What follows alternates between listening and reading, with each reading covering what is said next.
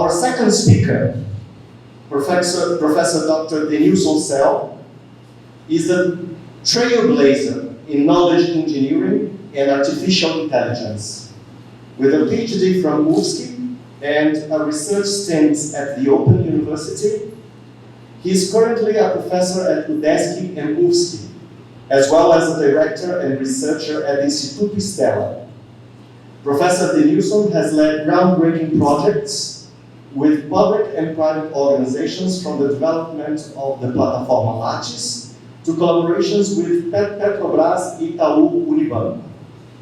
His work spans areas like knowledge management, semantic web, and artificial intelligence, with a constant drive to create systems that blend innovation with resilience and ethics.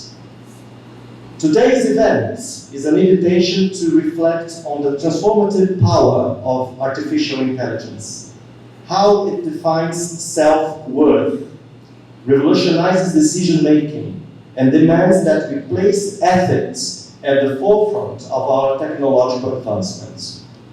We are thrilled to have you here for this thought-provoking discussion, and let's now begin this journey with our first speaker, Professor Dr. Karina Aires Ryden Fernandes, who will present Redeeming Self-Worth in the Age of Artificial Intelligence. Boa tarde, gente. Eu vou tomar a liberdade de falar em português. Meu inglês está muito enferrujado. Não queria perder vocês com broken English. E, na verdade, vim assistir a professora Karina falar, mas já que o Rico insistiu para eu falar também, vou tentar falar um pouco de novo. Como ele falou, da minha perspectiva, eu venho trabalhando com IA talvez há mais tempo do que vocês são nascidos. Então eu já acompanhei bastante a própria evolução da IA, a maneira como a gente vem trabalhando os artefatos, principalmente em nível organizacional. Já participei de muitos projetos de desenvolvimento de sistemas de conhecimento para organizações privadas, públicas, no país e fora do país. E em comum a gente percebe, de certa forma, as transformações, né, decorrentes dessa evolução tecnológica. A gente vai falar um pouco sobre transformações em repertório, em competências, vamos falar um pouco de transformações também falando sobre oportunidades que estão emergindo. Então, vou falar um pouco sobre a minha perspectiva, que é um camarada que veio da computação, passeia pela produção e vem trabalhando com muitas tribos diferentes aí em projetos organizacionais. Tá bom, gente? Se vai funcionar. Deixa eu por aqui, né? Bem, eu vou começar a falar um pouquinho sobre o que está acontecendo, principalmente no contexto organizacional. Se vocês olharem para esse gráfico aqui, vocês vão perceber o resultado de uma pesquisa que foi feita em nível mundial, todo ano é atualizada, que reflete sobre a questão da adoção da IA por parte de organizações. E aqui a gente tem um contexto brasileiro refletido também, tá certo? Se vocês analisarem, por exemplo, em 2017, 20% dos respondentes afirmavam que pelo menos uma áreazinha no negócio estava aplicando IA. E olha o que a gente tem ali em 2023. Em 2023 a gente tem 55% dos respondentes informando, não, a gente já tem um IA de alguma forma aqui na nossa empresa. E olha o que aconteceu em 2024, gente. O que explica esse crescimento? O que vocês acham que está por trás desse crescimento de 2023 para 2024? De 55% para 72%. Já tem um spoiler na tela, né? A gente está falando do quê? Do advento da IA generativa. A gente vai falar um pouquinho sobre ela, o que ela traz de novo, o que traz de ameaças e o que traz de oportunidades para a gente, tá certo? Então o fato é o seguinte, a gente tem pesquisas interessantes sendo feitas a todo momento. A gente tem uma pesquisa muito bacana feita pelo Fórum Econômico Mundial sobre o futuro do trabalho. E aqui nessa pesquisa a gente já sai com um número importante, que a gente vai tentar refletir ao longo da nossa discussão aqui, espero, tá? Segundo essa pesquisa, 44% das habilidades, das competências utilizadas atualmente pelos trabalhadores elas vão necessariamente ter que mudar. Eventualmente são competências que não mais serão tão relevantes no contexto próximo.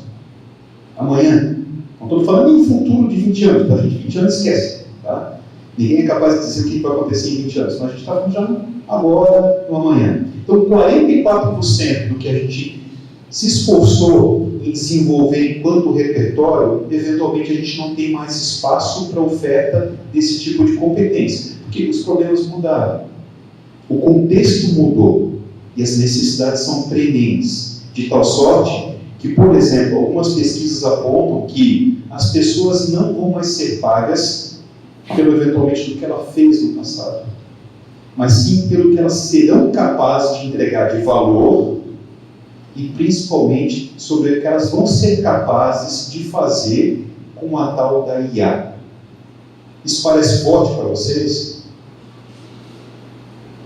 Pois bem, são várias pesquisas que estão apontando um pouco esse caminho e vamos tentar discutir isso ao longo da minha própria fala, tá, gente? Mas já tem aqui um elemento de atenção, tá? A coisa está mudando. O repertório, eventualmente, que eu vou ter que ter nesse novo contexto é um repertório um pouquinho diferente. E já subscrevendo o que Karina falou, eu acredito muito nessa linha, né, que eventualmente nós todos temos à disposição uma série de recursos, tal como um chat GPT, enfim, essas ferramentas tradicionais, só que eventualmente nem todos seremos capazes de produzir coisas de qualidade, mesmo tendo acesso à mesma ferramenta. O que vai diferir uma pessoa da outra? Repertório, criatividade, capacidade de interagir e guiar a máquina para onde eventualmente a gente precisa de uma resposta com mais qualidade, com mais veracidade. Inclusive existe um movimento muito interessante nas empresas de contratação de pessoas sênior. A gente teve até um momento, um movimento muito forte nas empresas de desligamento de funcionários que começavam a desenvolver o cabelo branco. Por quê? Naturalmente, o indivíduo que é mais bem pago, e eventualmente eu vou lá e contrato um indivíduo que recebe muito menos para entregar, de repente, coisas que eu estou precisando. E o que a gente percebe agora é um movimento diferente, das organizações buscando, eventualmente, pessoas com um repertório de vida mais elaborado, porque são essas pessoas que são capazes de olhar para uma IA e fazer as perguntas certas e utilizar os dados da maneira devida. E veja, a gente está falando da mesma oportunidade para todos.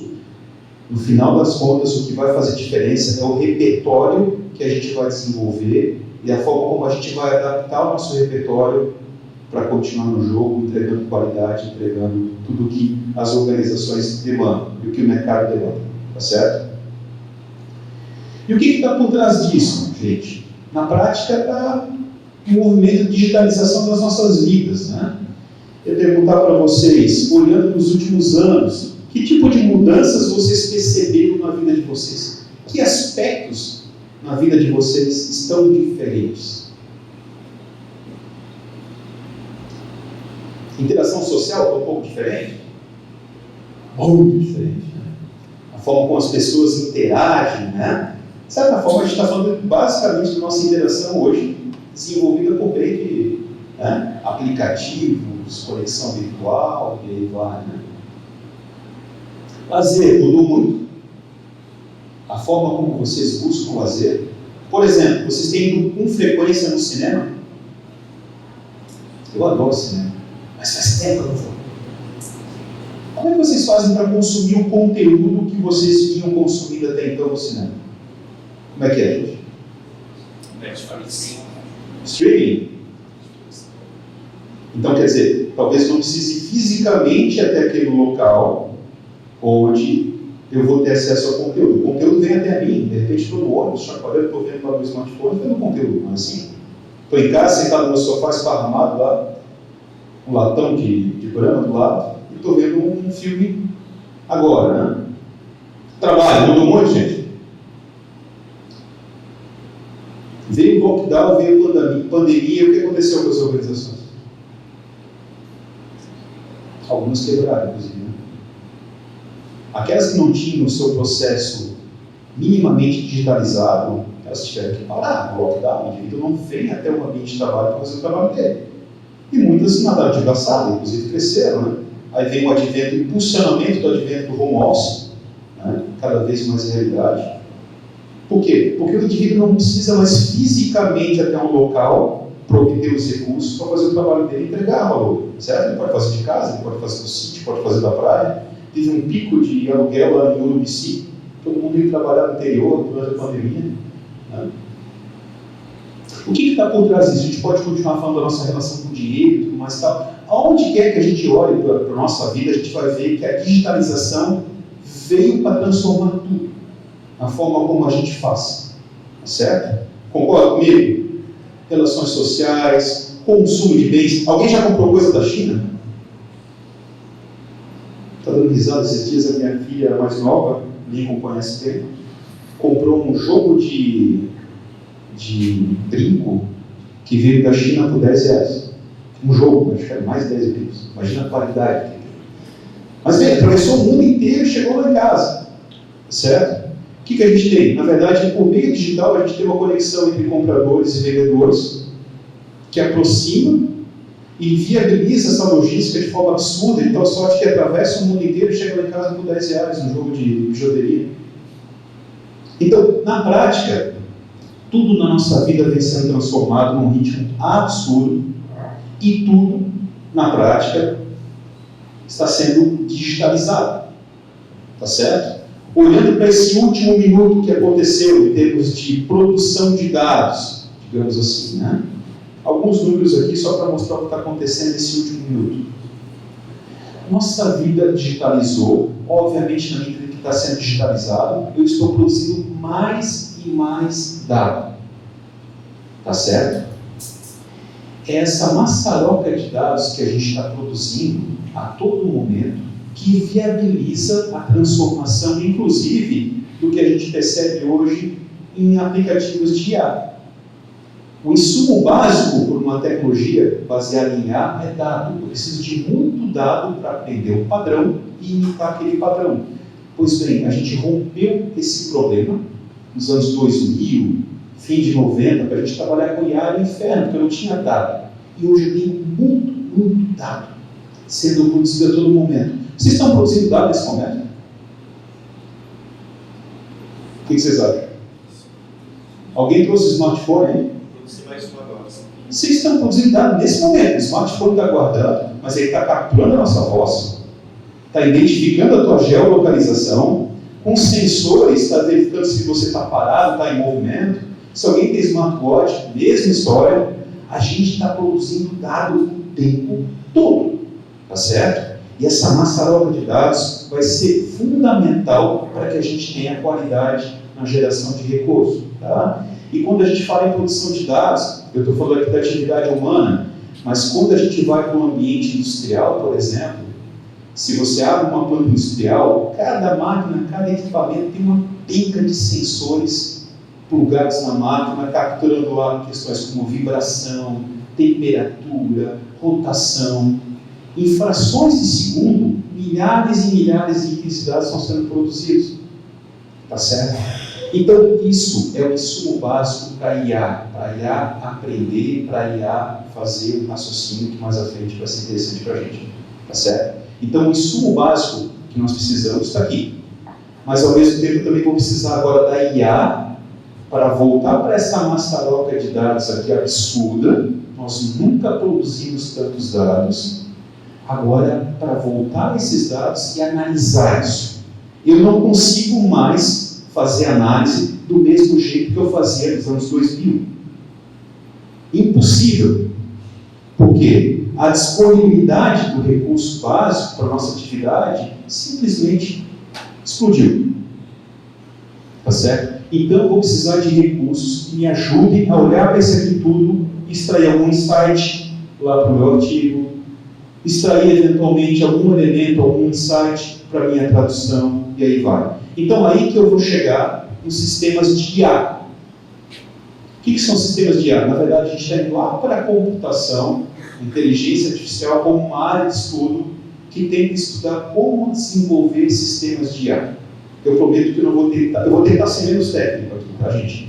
Mas só para olhar a definição, a gente vê se a gente consegue enxergar isso chegando na nossa vida no dia a dia. Essa definição aqui, que é uma definição criada pela OCDE, que inclusive é base para o marco brasileiro para a IA, que está no Senado parado já há um tempo, que não vai para frente. Mas enfim, a definição que nós temos para IA e sistemas de IA é essa aqui. É um sistema baseado em máquina que, para um conjunto de objetivos que podem ser explícitos, quer dizer, nós vamos definir uma missão para um algoritmo, beleza? Ou eventualmente eu vou delegar para a máquina que ela auto-infira o objetivo dela. Depois a gente vai falar um pouco de Arnold Schwarzenegger, Terminator e tudo mais, tá? Aí a gente vai chegar no nível da questão da autonomia. Eventuais riscos, eventuais contribuições nossas, inclusive nessa discussão, tá certo? Então, eventualmente, a máquina pode identificar os seus próprios objetivos, certo? Vamos tentar chegar nisso aí no dia a dia do tradutor. Que infere, a partir de um conjunto de entradas que recebe. O que é um conjunto de entradas? A nossa troca de textos que vocês já traduziram, por exemplo. Isso é um input, uma entrada super importante para a máquina, eventualmente, inferir e entender o padrão. Tá certo? Então, a partir dessas entradas, ele infere como gerar algum tipo de resposta para você. Por exemplo, uma sugestão de um tópico, né, alguma predição, alguma recomendação de conteúdo, e aí vai. E aqui, para terminar essa definição chata, nós temos aqui sistemas de IA podem variar no nível de autonomia, quer dizer, o nível de liberdade que eu vou dar para a máquina, aprender e se autodesenvolver, e também o nível de adaptabilidade que eu vou dar para a máquina se autodesenvolver e tentar gerar valor. Faz sentido isso para vocês? Perdi todo mundo, né? Ainda bem que vocês estão lá no cafezinho. Vamos lá, autonomia e adaptabilidade. Vocês conseguem enxergar isso no dia a dia de vocês, numa interação com o computador, com a máquina? Vocês conseguem imaginar um cenário onde tem algo lá te ajudando, se adaptando? Conseguem imaginar? Perfeito. Se vocês abrirem o smartphone aqui, cada um de vocês vai ter um conjunto de recomendações de conteúdo, de produto para vender, todos eles adequados de acordo com o perfil de vocês, ou não? Vocês estão vendo aqui, ó, adaptabilidade, um certo nível de autonomia, que ele pode eventualmente trazer umas respostas para você, mesmo sem você pedir, certo? E no chat GPT é diferente? Vocês já usaram o chat GPT em algum momento? Já? Beleza. Vocês já tentaram fazer um exercício simulado, do tipo, fazer uma pergunta?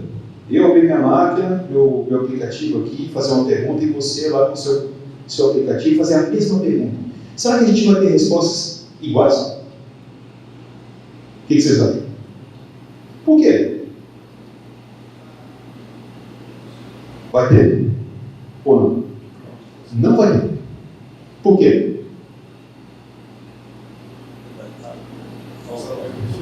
Esse aplicativo de IA, esse sistema de IA, ele foi programado para ter uma certa adaptabilidade e autonomia para nos ler, tentar entender e prover respostas mais alinhadas com quem está usando aquele sistema. Então é o teu próprio agente pessoal que está trazendo respostas para vocês.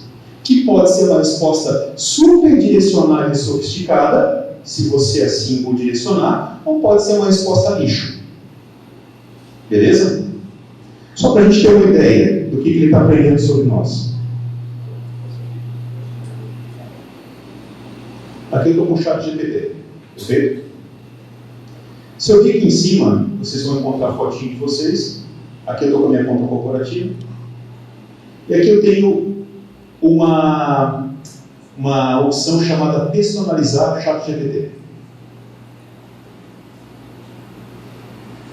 O que vocês vão encontrar aqui? Aqui vocês podem direcionar como vocês querem que seja a experiência de vocês com o chat GPT. Então você pode direcionar um tipo de resposta, a maneira como tem que se direcionar a você, a maneira como ele vai tratar o que ele vai trazer para você.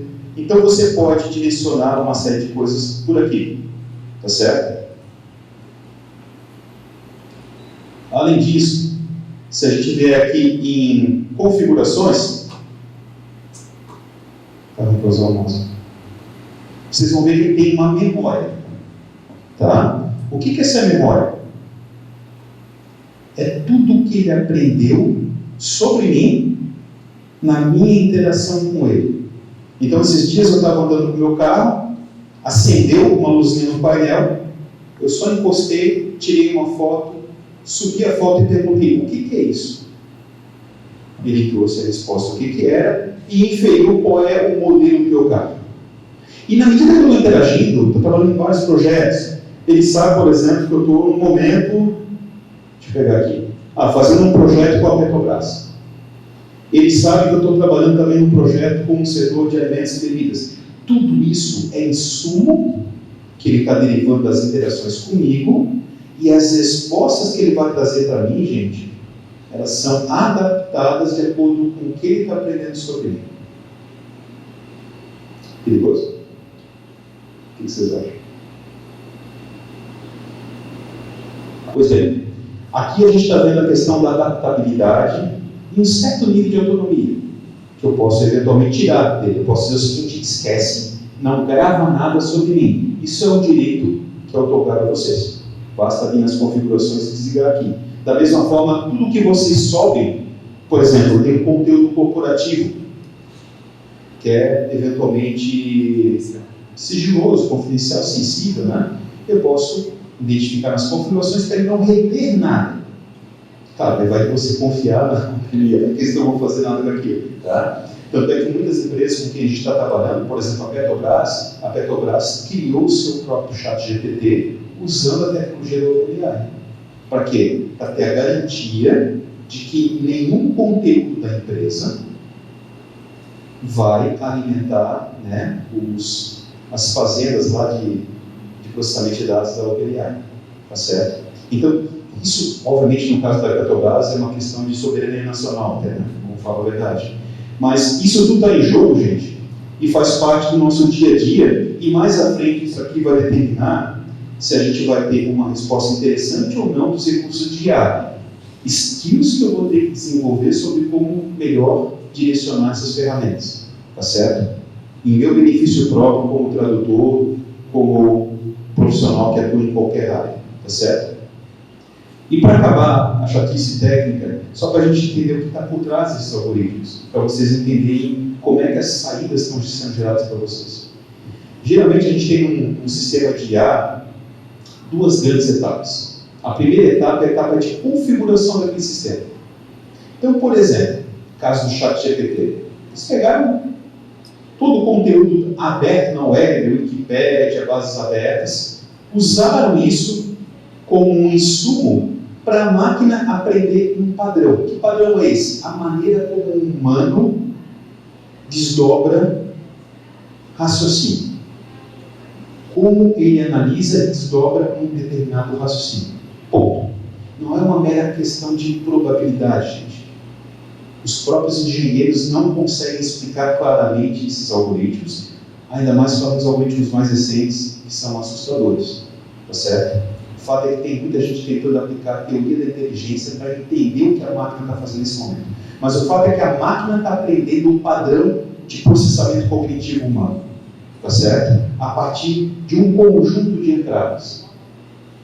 De tal sorte que, na fase de uso, dado um padrão que ele aprendeu, ele vai ser capaz de gerar uma resposta. Então, por exemplo, se eu escrevesse lá, Legião Urbana é um grupo de... O que ele deveria responder? Pagode? Vai depender da alimentação de dados. Então, se o conteúdo que foi utilizado para treinar a máquina veio com erro, veio com viés, a saída mais à frente vai ser com erro, com viés. Tá certo? Então, a gente está olhando para bases abertas, muitas bases de altíssima qualidade e outras de qualidade pífia, que estão sendo utilizadas para alimentar algoritmos e fazer com que ele aprenda um padrão e mais à frente responder para nós. Tá certo? Então, talvez um trabalho nosso aqui seja de refinar as bases que eu quero que ele use para me dar a resposta. Se eu não direcionar sobre quais bases ele deve trabalhar, ele vai pegar qualquer coisa e o resultado pode ser qualquer coisa. Estão entendendo? Então, isso tudo à nossa disposição, a gente tem que entender minimamente o que está acontecendo por trás da máquina, para a gente fazer um bom uso de qualidade disso. Né? Tentando mostrar isso como entra no ambiente organizacional, e já na sequência tentando fazer uma correlação aqui com o nosso dia a dia, talvez um pouquinho mais próximo. Tá? Falar um pouquinho de alguns cases que a gente vem desenvolveu no passado usando IA.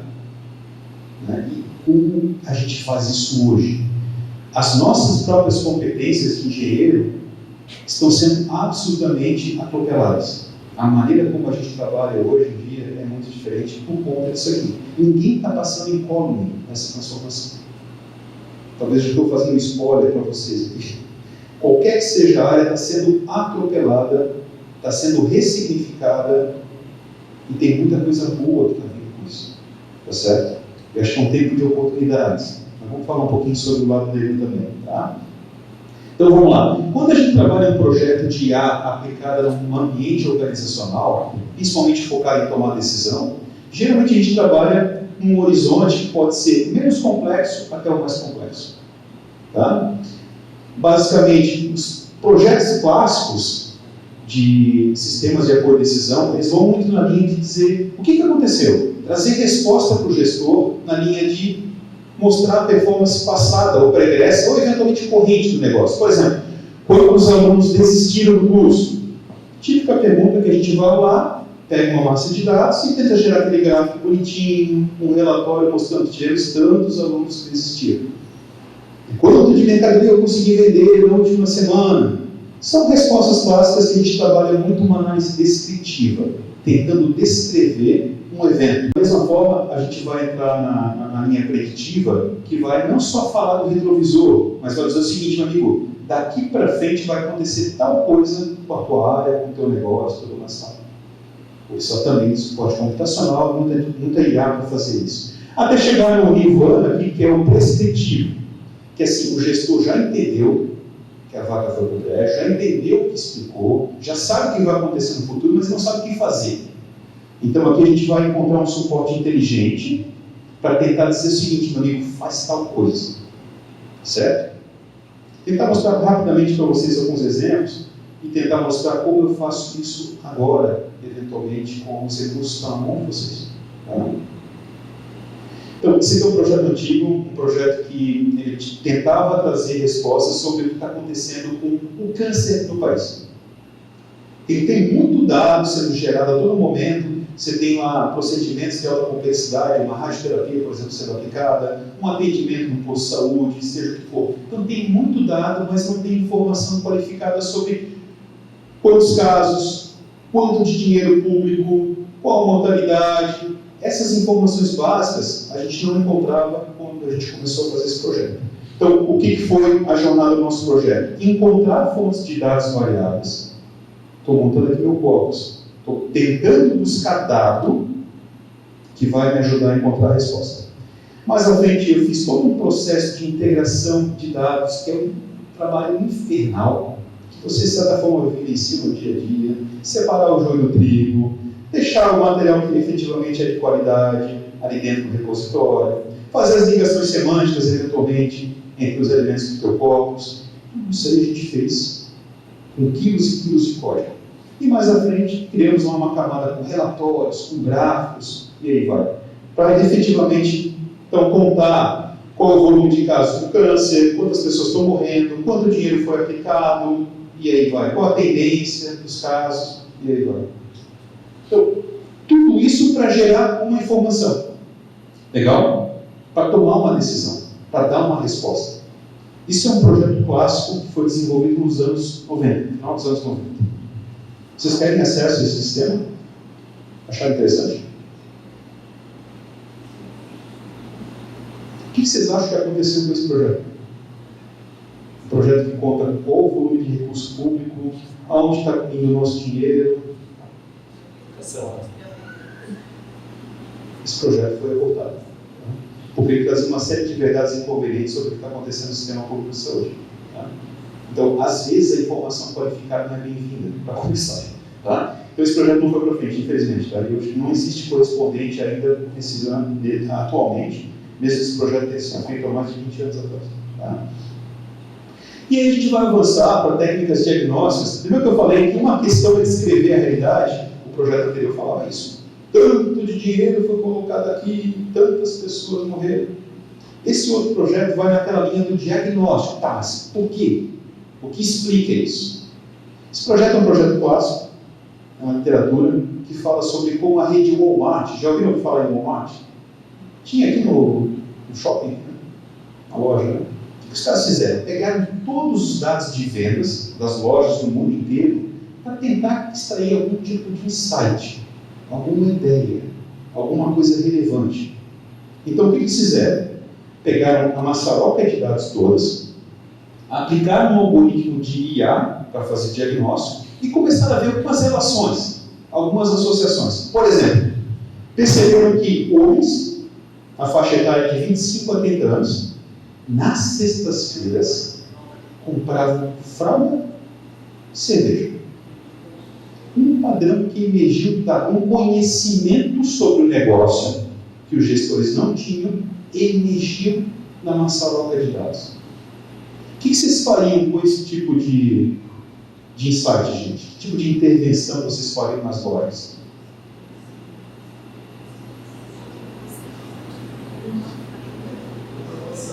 Promoção? Gente, não tem nada no mercado que é por acaso. Tá? Não tem nada. O espaço onde está exposto o produto, a padaria lá no final do corredor, é tudo para explorar a gente. Tá? A nossa pobre compulsão aqui, né? O que os caras fizeram, gente?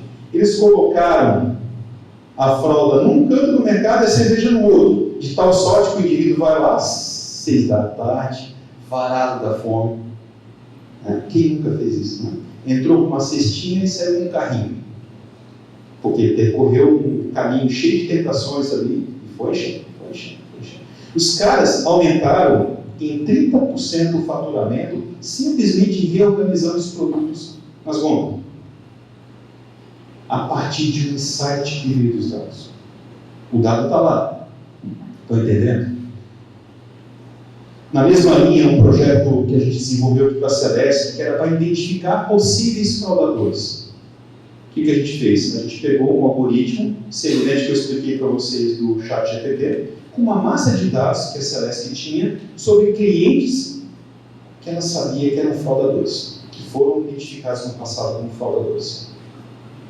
E também nos passaram uma massa de dados de clientes que a Celeste tinha certeza que não eram fraudadores. O que a máquina fez? Aprendeu um padrão. A partir de uma técnica de machine learning, ela aprendeu o padrão de um cliente fraudador e o padrão de um cliente não fraudador. E a partir dali, a gente começou a mostrar potenciais clientes que estavam com gato.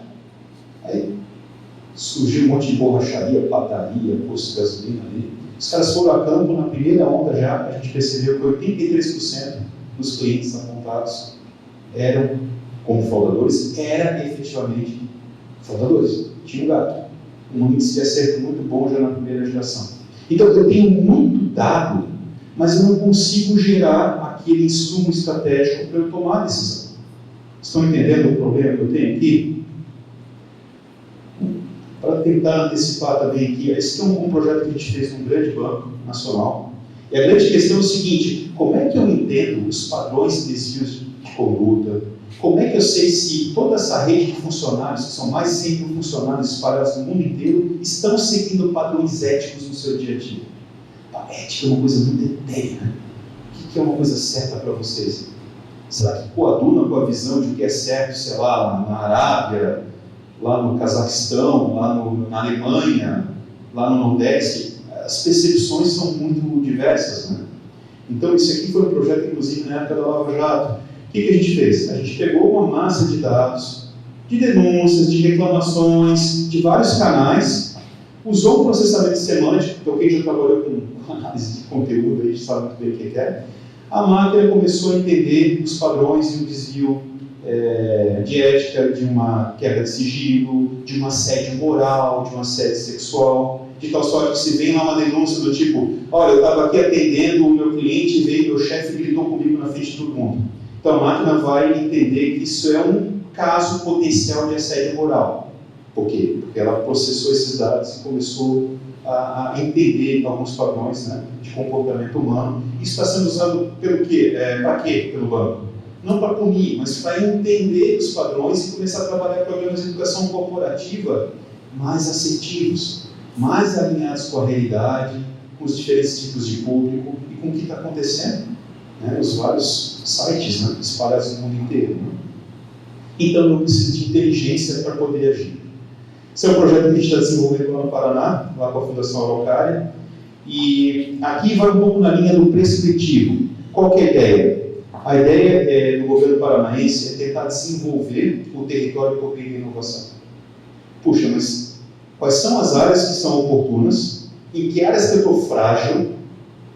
Quais são, eventualmente, as pessoas-chave, as organizações-chave que eu tenho que mobilizar em torno de projetos de pesquisa, de inovação?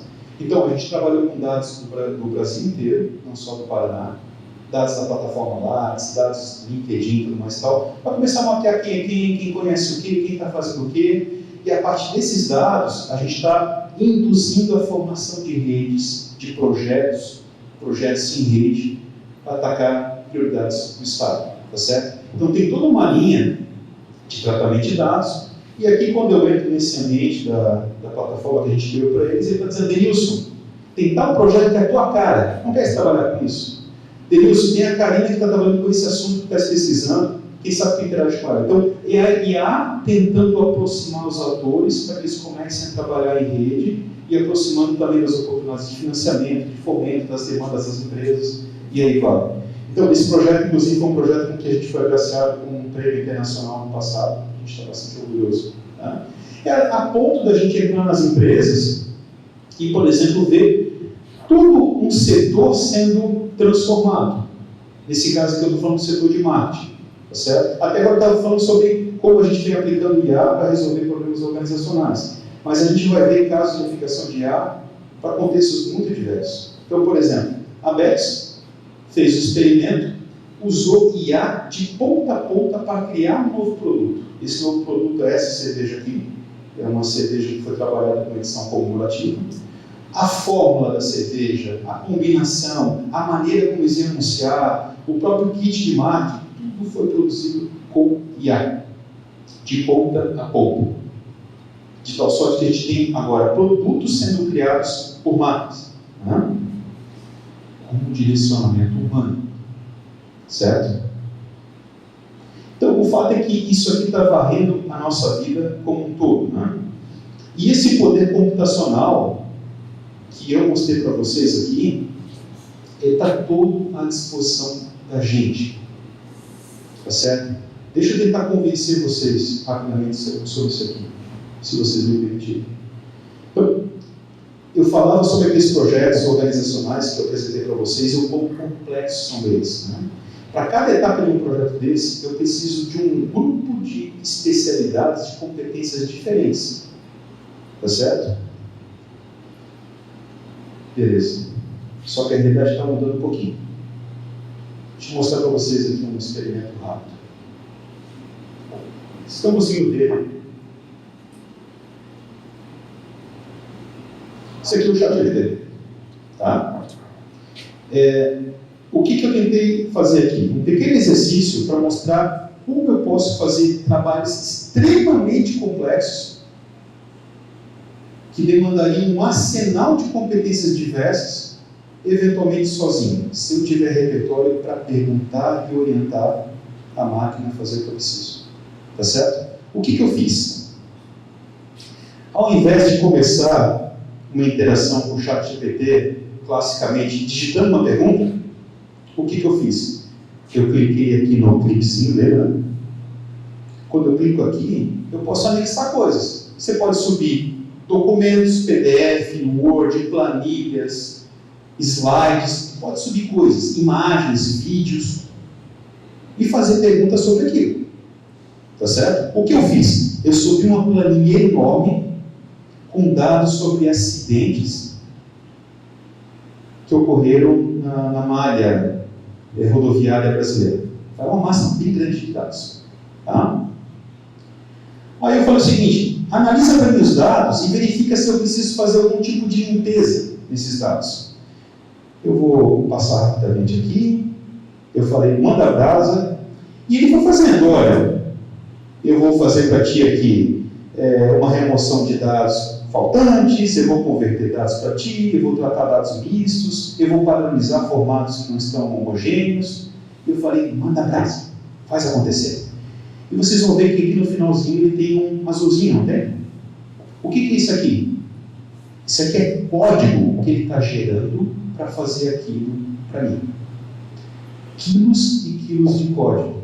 Ele gerou de forma automática para trabalhar todo aquele conteúdo, que é um conteúdo super denso, que eu demandaria uma equipe grande de engenheiro de dados, cientista da computação, enfim, uma fauna bem diversa. Eu teria que reunir para trabalhar esses dados para mim, gastando alguns milhares de reais. Tá certo? No final, ele disse para mim o que ele fez e gerou uma massa de dados prontinha para mim.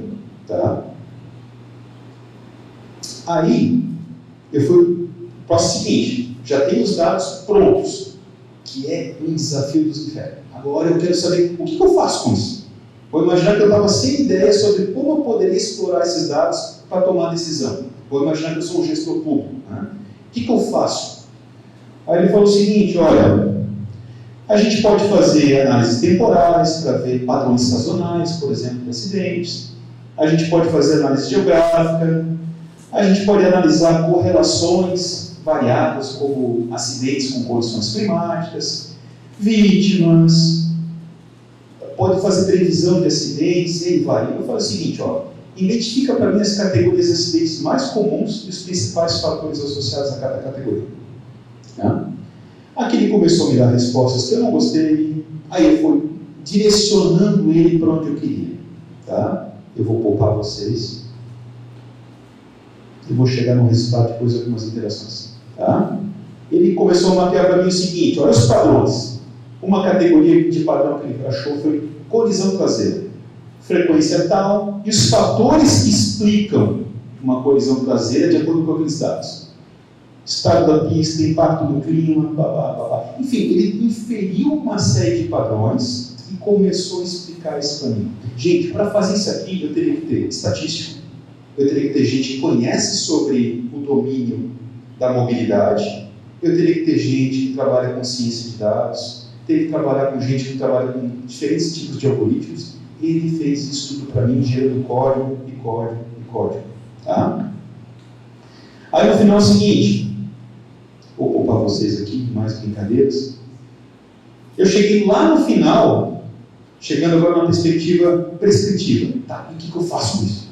Eu sou gestor público, já vi os padrões, mas como é que eu intervenho nisso? Então, eu pedi para ele o seguinte: considerando os dados e categorias de ocorrências envolvendo motos, indique alternativas de política pública para diminuir acidente. Gente, ele começou aqui a trabalhar, olha, a gente pode trabalhar com a perspectiva da conscientização, pode melhorar a infra, pode trabalhar políticas focadas em fiscalização, legislação, parceria, P&D. Aí eu falei o seguinte: estrutura para mim uma campanha focando em sensibilização de motociclistas, focando na grande Floripa. E detalhes de investimentos para mim. Gente, ele desenhou um projeto inteiro para mim, com etapas, com o dinheiro que eu deveria aplicar, com todos os recursos que eu deveria fazer, sequência de passos, e aí vai. Uma campanha de 550 mil reais. Certo? Aí no final, já elaborei para mim algumas imagens que eu já quero começar a trabalhar campanhas de mídias sociais, por lá geralmente. Então, ponta a ponta, é como se eu tivesse no meu time designer, cientista de dados, estatístico, gente da computação, gente de banco de dados, especialista em mobilidade urbana, especialista em política pública. Certo? Isso está à nossa disposição. O poder computacional que nós temos nas nossas mãos é absurdo. E só vai sofisticar mais. Já sofisticou, depois eu vou mostrar para vocês. Então isso está tudo na nossa mão. A questão é o seguinte: para eu extrair valor, de novo, eu vou ter que ter repertório, porque eu vou ter que direcionar ele, vou ter que interpretar o resultado. Tem coisa que ele errou, eu mandei ele fazer de novo. Então, vendo o tipo de expediente que faz parte, é como se eu tivesse um novo membro na minha equipe. Tá? Tem gente que brinca: se eu fosse me trancar numa sala por algum tempo aqui, o que tu faria? Eu levaria 100 especialistas de área diferente, ou tu levaria um console com uma IA generativa como essa? Tem gente que fala: eu levaria uma IA como essa. Porque o nível de sofisticação da resposta hoje está muito, muito interessante. Só que, de novo, a gente vai ter que ter habilidade para discernir se o que ele está trazendo está correto e também para direcionar o tipo de resposta que ele deve trazer para mim. Tá certo? Está fazendo sentido para vocês? Estou falando muita besteira? Estou curioso para saber o que vocês estão pensando. E, gente, a brincadeira só está sofisticando mais. Dentro do ChatGPT, eu tenho à disposição agora a versão paga, tá, gente? Eu tenho um novo modelo chamado, não está habilitado aqui, mas é o O1.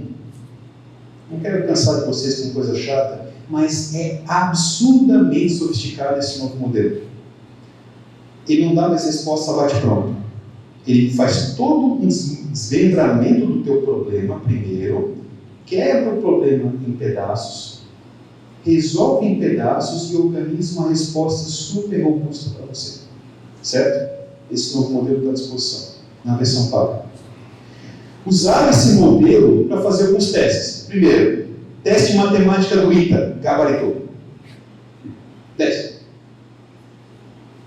Esse teste da Fundação Mensa. O que é a Fundação Mensa? É uma organização que organiza testes para identificar humanos superdotados. Então, são provas em vários tipos de competência. Esse modelo está na sua primeira geração, saiu com uma nota 120. A partir de 130, de acordo com esse teste, você é um humano superdotado. Então, 120. O humano normal está na faixa de 100, desvio padrão de 15, quer dizer, 85 a 115. Então, na primeira geração desse algoritmo, a gente já tem respostas para diferentes tipos de atividades que envolvem cognição superiores a um humano médio. Tá certo? Então, é com isso que a gente vai acabar tendo que conviver. E, ao mesmo tempo, isso nos traz muitas oportunidades interessantes. Vamos ver se a gente consegue enxergar isso. Tá certo? Na mesma linha, se a gente for para a internet, eu vou encontrar muitas ferramentas, para além do ChatGPT, enfim, do Claude, essas ferramentas clássicas, né, que são específicas para tarefas específicas. Para tarefas mais especializadas. Né? Então, por exemplo, nesse site, Futurepedia, eu posso fazer uma pesquisa. Por exemplo, me dá ferramentas de IA aplicada ao universo da tradução. Ele vai encontrar para você uma série de ferramentas envolvendo IA para o mundo da tradução. Não, o meu problema tem a ver com pesquisa acadêmica. Não, o meu problema tem a ver com marketing. Ele vai encontrar para vocês ferramentas. E todo dia está surgindo uma imensidão de ferramentas específicas, customizadas para problemas diversos. Tá certo? No ambiente acadêmico, eu vou deixar esse material para vocês, como pode passar, mas tem muita ferramenta interessante para cada etapa da pesquisa que pode te auxiliar em etapas que são etapas custosas, que envolvem mais braço. E é desse jeito que eu venho utilizando. Onde tem atividade braçal, eu vou buscar ajuda. Tá certo? Depois eu vou mostrar para vocês alguns exemplos. Tá certo? Então, existem ferramentas especializadas, específicas para nos ajudar com a questão acadêmica, mas aqui sempre tomem cuidado, porque essas ferramentas, elas não entram nos periódicos pagos. Então, a resposta que vocês vão ter aqui é de um subset, né, de artigos que são abertos. Então, não dá para dizer assim, vou fazer minha revisão sistemática usando IA. Cara, tu vai ter já uma perda na arrancada, já na massa de dados que vai estar disponível para ti. Tá? Mas, eventualmente, a gente pode fazer algum uso interessante. Então, por exemplo, Elist é uma ferramenta focada em IA, específica para o ambiente da pesquisa. Por que ela é interessante? No meu caso, o que eu vejo um retorno muito interessante. Tá? Quando eu estou entrando num novo campo, por exemplo, um aluno vem trazer um problema para mim, professor, eu quero pesquisar sobre determinada área, que não é uma área que de repente é a minha área principal. Então eu faço uma revisão narrativa muito rapidamente, para entender o que é essa área. Então, por exemplo, eu estou entrando lá com AI Translation. Então ele trouxe para mim, com base em artigos de fonte aberta, artigos variados, que estão abordando a questão da IA aplicada à tradução. E ele tem uma série de recursos interessantes, por exemplo, que você pode quebrar a forma como ele vai apresentar os artigos. Eu posso dizer o seguinte: traz para mim os main findings, me traz a metodologia, ele vai quebrando. Então, para aquela etapa inicial que você está buscando uma ideia, por exemplo, isso pode ser muito interessante. E de repente, você já descarta, isso aqui nem interessa, é uma coisa tão batida, tão bem resolvida, que não faz sentido. Ou, puxa, me interessei demais nessa área agora, eu vou avançar numa revisão integrativa, sistemática, clássica. Estão entendendo? Ao mesmo tempo, selecionado um conjunto de artigos, tu pode começar a fazer perguntas para aqueles artigos. Nessa linha, vou apresentar uma outra ferramenta que eu acho bem interessante, chamada Notebook LM. Ferramenta gratuita, onde eu posso definir o meu corpus, eu posso subir um grupo de textos do meu interesse, e ele vai focar as respostas das tuas perguntas só naquele material. Ele não vai alucinar, ele não vai para outras fontes tentar achar uma resposta para ti. Ele vai usar só aquela base que tu deu de entrada para trazer respostas para ti. Tá certo? Então, é muito interessante, eu faço uso de vários cenários, não só no contexto acadêmico, que me ajuda demais. E são ferramentas, como eu falei, que tem um viés gratuito, bem robusta e traz resultado para caramba.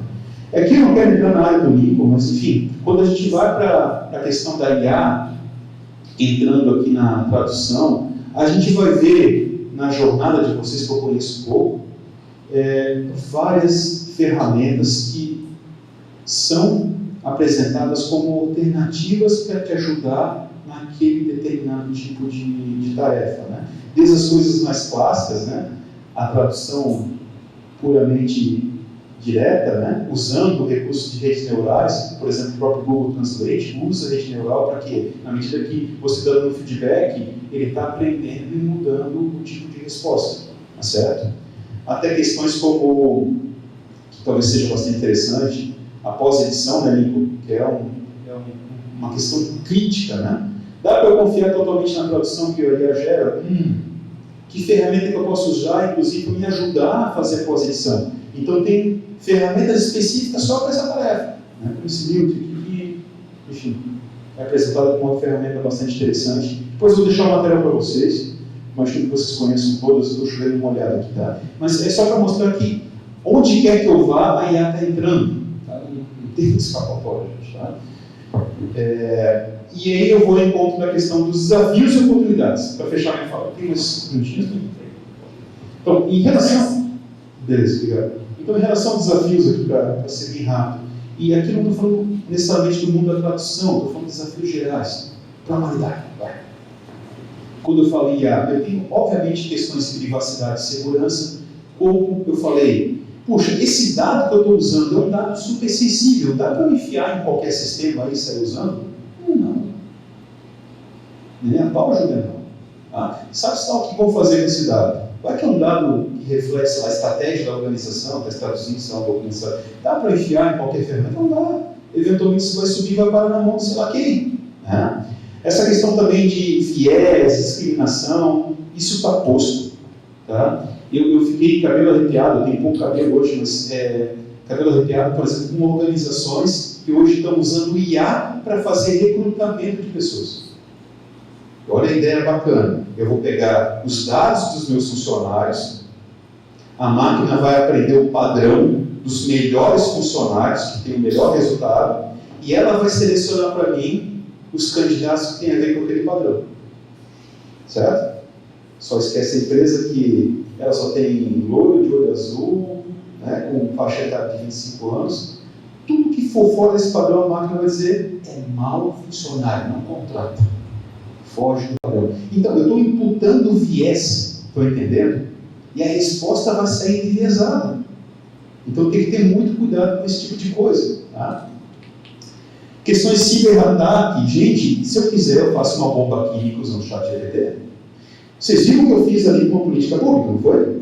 É como se eu tivesse um exército de especialistas à minha volta, me ajudando a fazer uma política pública para a mobilidade urbana.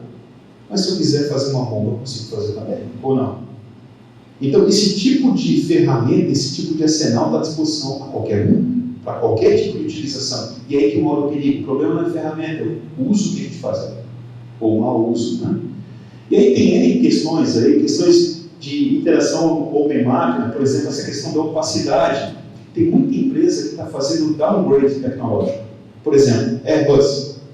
Os caras começaram a perceber que o piloto não fazia a mínima ideia do que a máquina estava fazendo.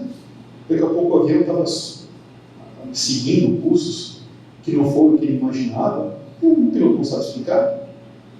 Lembra do caso também do 737 MAX, né? Isso.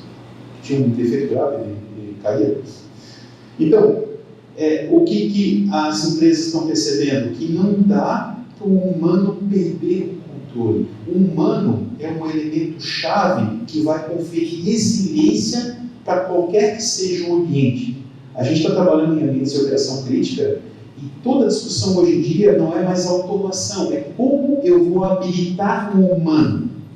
Porque o humano, ele tem sentimento, ele tem feeling, ele tem alta adaptabilidade, tudo que a máquina não tem hoje. Se eu automatizar aquela planta industrial, ela vai fazer exatamente aquilo que foi programado. Mudou um pouco o mercado, ferrou, eu tenho que jogar minha planta inteira fora. Por isso que hoje se discute a indústria 5.0, até então a indústria 4.0. O que é a indústria 4.0? Automatizar, vamos enfiar IA, vamos enfiar sensor, vamos tirar o humano. Agora o movimento é o contrário. Como eu boto o humano e faço ele ser um orquestrador das coisas que estão à volta dele. Isso está acontecendo no momento. Tá? E aí a gente vai encontrar na literatura, e de novo, um indivíduo tentando rezar a missa dos padres aqui, né? Várias discussões na literatura bem recente, artigos de 2024, falando sobre desafios para IA no mundo da tradução. Muito do que eu acabei de falar. Questões de privacidade de dados, as questões de culturais, as questões de viés, né? As questões também de linguagens negligenciadas ou de audiência específica. A gente, onde não tem dado, não vai ter resposta. Certo? Então, não tem como a máquina dar uma resposta de qualidade para assuntos que são sensíveis, são específicos, são nichados. Né? A questão da responsabilidade também, uma discussão muito forte. No marco legal brasileiro está parado isso. Não se tem a mínima perspectiva sobre como responsabilizar quem desenvolve um algoritmo que pode levar, eventualmente, a uma coisa muito ruim. As questões de direito autoral, que vocês já falavam. Eu vou deixar esse material para vocês aqui, depois estou no meu tempo. Mas o fato é o seguinte, apesar disso tudo, quando a gente vai para um ambiente organizacional, o que se tem como feedback é o seguinte: eu estou mais produtivo, eu tenho mais qualidade de vida no meu trabalho, eu hoje tenho eventualmente uma qualidade de vida, olhando para o aspecto físico e mental, melhor, porque eventuais coisas eu não preciso necessariamente fazer, eu consigo contar com o apoio de alguém, entre aspas, alguém, que vai me ajudar a fazer esse tipo de coisa. Tá? Agora, ao mesmo tempo, quando a gente vai perguntar para as pessoas se a IA vai impactar o trabalho delas, a gente tem uma resposta, obviamente, na linha de que sim. Inclusive, na linha do... Esse trabalho que você faz hoje, você acha que vai ser substituído por máquina, por IA? 36% dos respondentes falam sim. Eu acredito que isso que eu faço hoje, não vou mais fazer, a IA vai assumir. Tá certo? E aí a gente vai para estudos, aquele estudo que eu mostrei para vocês do Fórum Econômico Mundial, está super pequeno aqui, obviamente não vai dar para discutir, mas ele mostra carreiras onde aquele azulzinho representa a quantidade de novos empregos, de novos pós-trabalho criados, né? E do lado esquerdo, em lilás, a quantidade de empregos, né? Ou achatamento de cargos naquele contexto, né? E a gente vai ver funções clássicas como analista de fundo de investimento, especialista em desenvolvimento organizacional, vendedor, alguns exemplos que a Karina trouxe aqui no começo. Mas, em paralelo, se a gente vai para a esquerda, a gente vê as mesmas funções travestidas um pouco no próprio nome. Então, não é mais vendedor, é especialista em e-commerce. Não é mais, sei lá, tem aqui. Não é mais indivíduo de marketing, é digital marketing. Então, assim, estão percebendo? A gente está vendo uma transformação séria da maneira como todas as carreiras são desempenhadas e o tipo de entrega que se espera delas. Tá? E em todas elas, praticamente, a gente vai perceber que tem algo de tecnologia que está entrando e está transformando a maneira como a gente faz. Tá?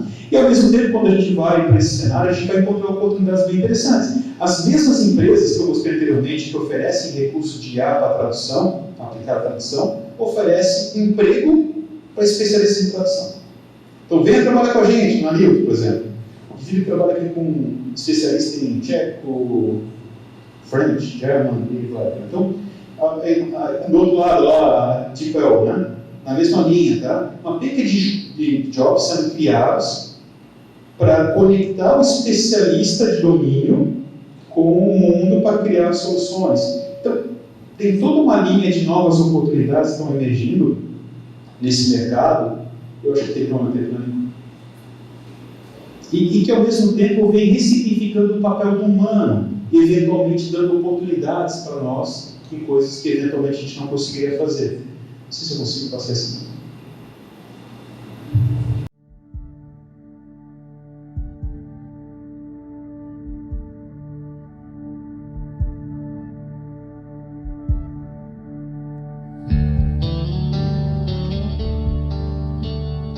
ご覧の通り寝たきりにして働けてたんですね。で予想は全くできてなかったので割と下を向いてることが多くてですね。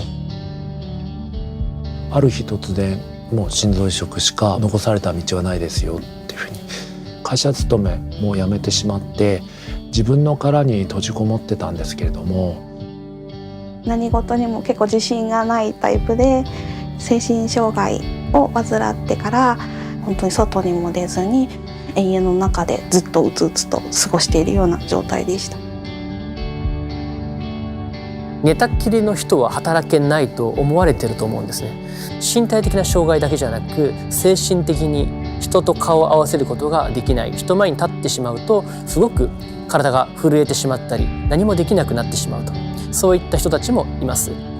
どうすれば寝たきりになったりとか人前からに出ることができない人が人と働くということが実現できるのか、仮説検証を行うために毎日実験を行っている、そういった場所です。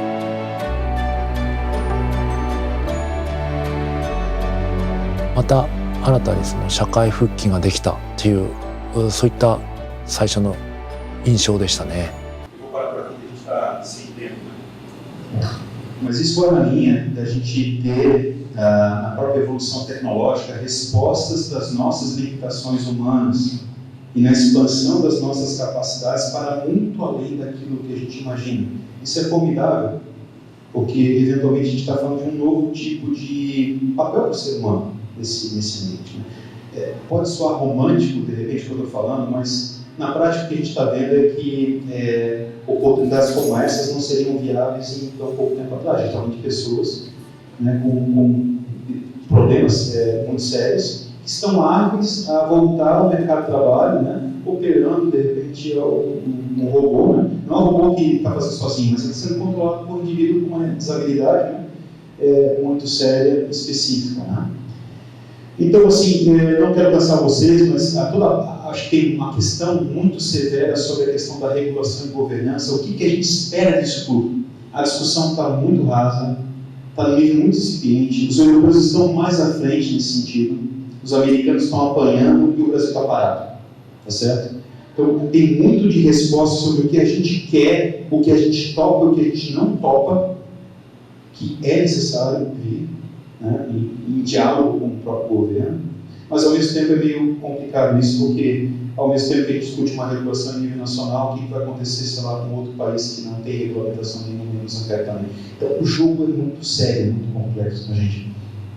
O fato é que a gente pode ter uma visão bastante distópica sobre o nosso futuro, bastante utópica. Geralmente a gente vai ver muitos autores em visões muito diferentes, né, antagônicas. Eu não sei, eu acredito num meio termo, que a gente vai penar bastante, a gente vai sofrer bastante, a gente vai ter resultados muito interessantes também, benefícios muito interessantes também, não só na perspectiva profissional, mas enquanto pessoas mesmo também, que vão advir dessa evolução tecnológica. Né? Vai depender da maneira como a gente direcionar, né, a aplicação dessa tecnologia, certo? Eu vou parar por aqui. Obrigado pela paciência de vocês.